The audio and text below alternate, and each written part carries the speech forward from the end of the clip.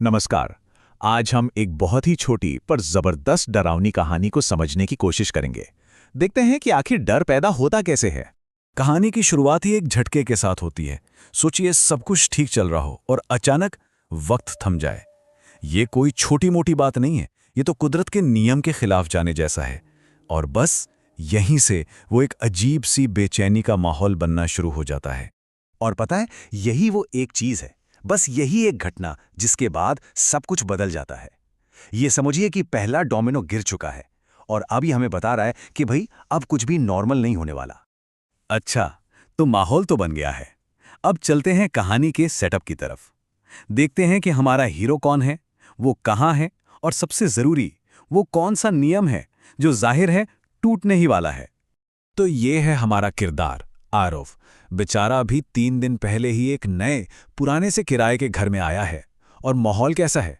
आस पड़ोस में कोई जान पहचान नहीं, बल्कि लोग भी बड़े अजीब हैं। मतलब वो पूरी तरह से अकेला और एक तरह से असुरक्षित है। अब ये जो चेतावनी है ना, रात 9 बजे के बाद दरवाजा मत खोलना बेटा, ये हॉरर कहानियों का एक क्लासिक पैंथरा है। एक ऐसा नियम बनाया जाता है जो सुनने वाले के मन में डर पैदा कर देता है। क्यों? क्योंकि हम सब जानते हैं कि ये नियम तो टूटेगा ही। ये ठीक वैसा ही है जैसे किसी कहानी में शुरुआत में ही एक बंदूक दिखा दी जाए तो वो चलेगी जरूर।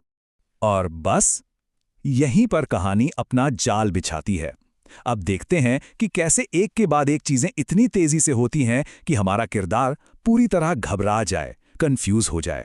देखिए, ठीक 9 बजते हैं और उसी पल टक घड़ी रुक जाती है और घर की बत्ती गुल हो जाती है।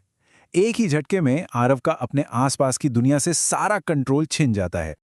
आज के जमाने में हमारा सबसे बड़ा सहारा क्या होता है? हमारा फोन। लेकिन कहानी यहां भी एक चोट करती है। फोन जो उसकी लाइफलाइन है, उसकी बैटरी भी बस खत्म होने को है। मदद का एक और दरवाजा बंद। और फिर ये नो नेटवर्क। बस इसके साथ ही बाहरी दुनिया से उसका कनेक्शन पूरी तरह कट जाता है। अब वो सच में अकेला है, कोई उसे बचाने नहीं आ सकता। और ठीक इसी पल, जब वो सबसे ज्यादा लाचार और अकेला महसूस कर रहा होता है, दरवाजे पर एक दस्तक होती है। ठक ठक ठक। और यहां से असली दिमागी खेल शुरू होता है। सोचकर देखिए, दरवाजे के बाहर से कोई आपकी ही आवाज में कहे, मैं आ गया हूं, तुमने ही तो बुलाया था। ये कितना डरावना हो सकता है। ये हमशक्ल वाली जो थीम है ना, ये डर को बहुत ज्यादा पर्सनल बना देती है। अब तक तो डर बाहर था, अब वो घर के अंदर और हकीकत पर हमला करना शुरू कर देता है। अब ये घर अपना असली भूथा चेहरा दिखाना शुरू करता है। टीवी अपने आप चालू हो जाता है और उस पे क्या दिखता है? 1997 का कोई पुराना फुटेज, जिसमें एक और शिकार है। ये बहुत चालाकी से बताया गया है कि आरव के साथ जो हो रहा है वो पहली बार नहीं हो रहा। ये तो एक पुराना श्राप है जो इस जगह से जुड़ा है। आरव पहला नहीं है और शायद आखिरी भी नहीं। फिर आता है ये मैसेज एक अनजाने नंबर से, बस 10 मिनट बचे हैं, तैयार रहो। ये क्या करता है? ये एक उल्टी गिनती शुरू कर देता है, एक डेडलाइन सेट कर देता है, जिससे तनाव और बढ़ जाता है। ऐसा लगता है जैसे कोई है जो ये सब कुछ कंट्रोल कर रहा है। तो अब हम पहुंचते हैं कहानी के क्लाइमैक्स पर। अब तक जो डर सिर्फ दिमाग में था, अब वो सामने आकर खड़ा हो जाता है, एक फिजिकल थ्रेट बन जाता है। तुम्हारी जगह लेने के लिए इस फुसफुसाहट पर गौर कीजिए। ये उस शैतानी ताकत का इरादा साफ कर देती है। वो उसे सिर्फ मारना नहीं चाहती, वो आरव बनना चाहती है, उसकी जगह लेना चाहती है। और यहां पर देखिए, इंसान और उस शैतान के बीच का फर्क कितना साफ है। एक तरफ डरा हुआ अकेला आरव और दूसरी तरफ उसका हमशक्ल, जिसकी सड़ी हुई आंखें हैं और चेहरे पर एक खूनी मुस्कान। ये जो विजुअल डिटेल है ना, ये डर को एक अलग ही लेवल पे ले जाती है। और जैसे ही 9:10 होते हैं, सब कुछ नॉर्मल हो जाता है। समय फिर से चलने लगता है।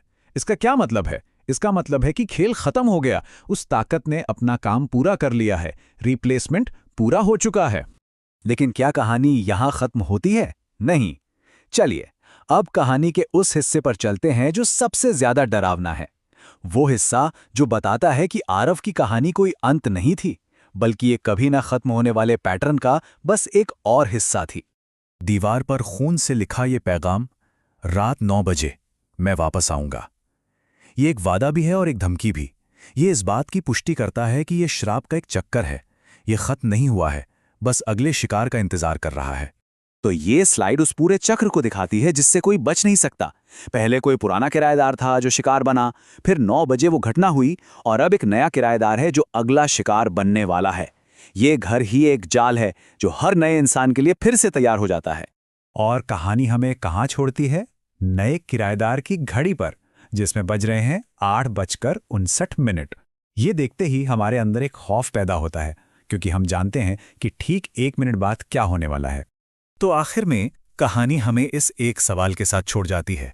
ये डर को सिर्फ कहानी तक सीमित नहीं रखती, बल्कि उसे हमारी कल्पना में ले आती है और हमें ये सोचने पर मजबूर कर देती है कि अगली घड़ी किसकी होगी।